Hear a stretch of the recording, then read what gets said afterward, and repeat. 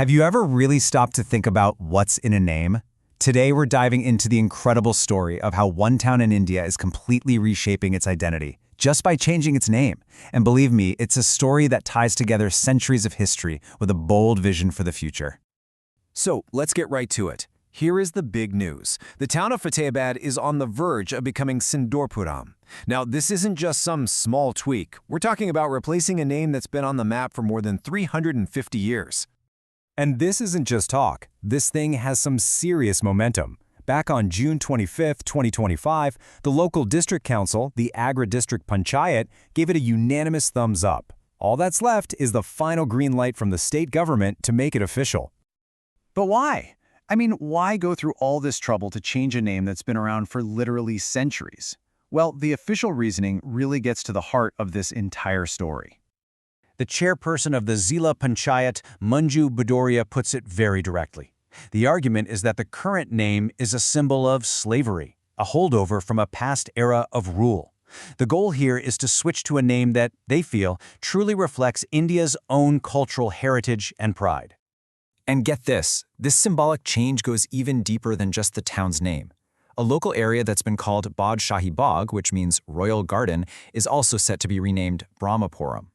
And this new name is fascinating because it connects ancient heritage, named for the deity Brahma, with a powerful symbol of modern India, the advanced BrahMos missile.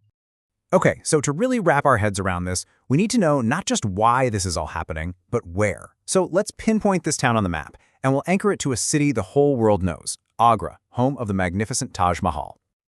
So it turns out Fatehabad is actually located within the Agra district itself. This means they're not just neighbors. Their connection is administrative and historical. It puts Fatehabad right at the center of a hugely significant cultural region. And when we say they're close, we mean really close. The distance between Fatehabad and the center of Agra is only 47 kilometers. That kind of proximity means their stories have been intertwined for centuries. And of course, that short distance means it's super easy to get between them. The train ride is only about an hour. A bus takes a couple. For so many residents, this is just their daily commute, a constant flow of people and business that ties these two communities together. All right, now that we know where we are, let's turn back the clock. Because the name Fatehabad, well, it wasn't just picked at random. It was forged in a brutal conflict, a name born from a decisive conquest. The name literally means City of Victory. And that, of course, immediately makes you ask, a victory for whom? And this timeline tells the whole story. Before 1658, the town was actually called Samagar, but in May of that year, it became the bloody battleground for the Mughal throne between two brothers. The winner, Aurangzeb, defeated his own brother and immediately renamed the town Fatehabad to make sure everyone knew who won. And this right here is the heart of the matter. For supporters of the change, this is about so much more than a word on a map. It's about erasing a name that was imposed by a conqueror and reclaiming an identity that's rooted in the town's own history, its original pre-Mughal history as Samigar. Now, to really understand what's happening in Fatehabad, we've got to zoom out a bit. You see, this name change isn't some isolated event. It's actually part of a much, much larger trend that's been unfolding all across India.